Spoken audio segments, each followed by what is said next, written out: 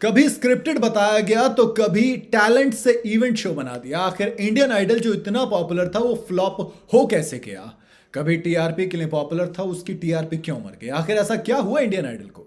Popular singer singing reality show Indian Idol एक बार फिर से आ गया है और इसमें अब एलिमिनेशन के बाद कुल 8 लोग बचे हैं। स्नेहा शंकर, शुभजीत चक्रवर्ती, चैतन्या, प्रज्ञांशु, रागनी, मिस्मी, मानसी और अनिरुद्ध।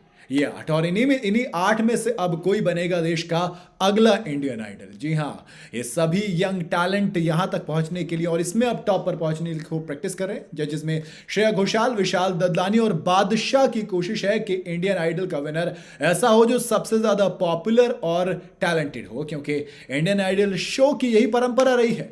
इस मंच से निकले स्टार्स ने नई ऊंचाइयां हासिल की और बताया दुनिया को कि दोस्त टैलेंट गली से उठकर आता है। वैसे इंडियन आइडल का सारा खेल टीआरपी और ऑडियंस के मैसेजेस पर डिपेंड होता है।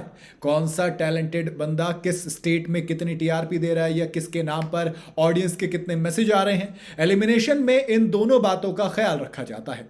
टैलेंट भी इंपॉर्टेंट है, लेकिन स्टेट टीआरपी और ऑडियंस के मैसेजेस काफी बड़ा रोल प्ले करते हैं।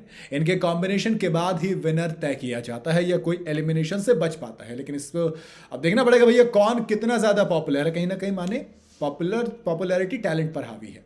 मौजूदा इंडियन आइडल के सीजन को गौर से देखें। 8 जो लोग हैं इनमें से स्नेहा, रागनी, चैतन्या महाराष्ट्र से आती हैं। वहीं फाइनल राउंड तक इनमें से कोई एक ही दावेदारी पेश कर सकता है, क्योंकि दोस्त महाराष्ट्र से एक के लिए तो वोट आएंगे।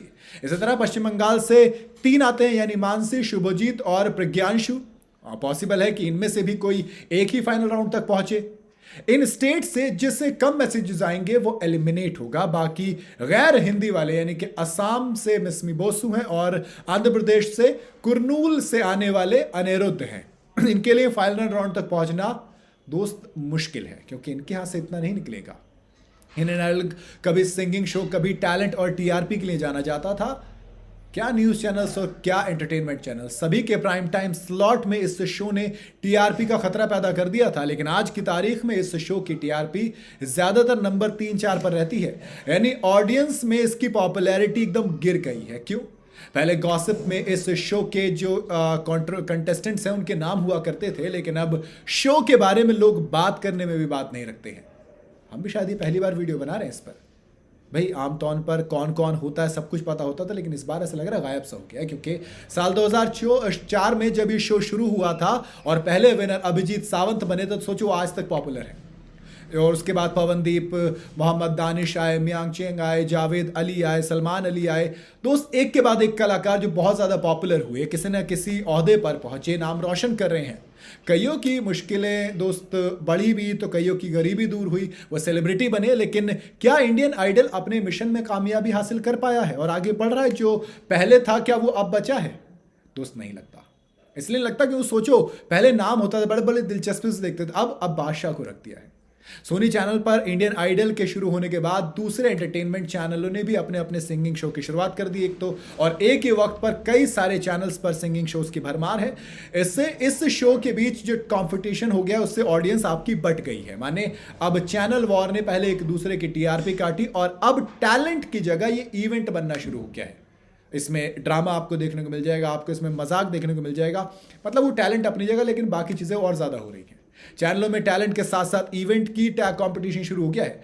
किसके शो में किन किन बड़ी फिल्मों के प्रमोशन के लिए स्टार्स आ रहे हैं ये देखा जाने लगा है। इन दिनों हर सैटरडे और संडे को टेलीकास्ट होने वाले इंडियन आइडल के सीजन में भी जो टैलेंट है, जो कंटेस्टेंट है, उनको भी इवेंट पे ज्यादा फोकस्ड कर दिया गया है।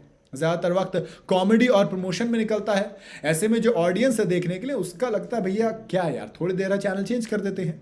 वैसे इंडियन आइडल की देख अपनी सोच ये भी रही है कि वो सिर्फ सिंगर नहीं बल्कि परफॉर्मर की तलाश करता है जिसमें रॉक इमेज हो, जो इंडियन आइडल बन सके। उम्मीद करूंगा उसी चीज़ पे आखिरी काम करें और थोड़ा सा अगेन वही जजेस ज़्यादा डिसाइड करें तो ज़्यादा बेहतर है। एक टैलेंट के शो को इवेंट का शो ना बनाए तो ज़्यादा बेहतर। बाकी आपको क्या लगता है, वो कौन सी वजह जिसकी वजह से इंडियन आइडल वो अपना मकाम हासिल नहीं कर पा रहा, अब वो अपना मकाम वो खोता चला जा रहा है? आप अपनी राय कॉमेंट में ज़रूर बताइएगा। वीडियो अगर आपको पसंद आई हो तो इसे लाइक और शेयर ज़रूर करें और जाते जाते चैनल को फॉलो और सब्सक्राइब ज़रूर करते जाइएगा।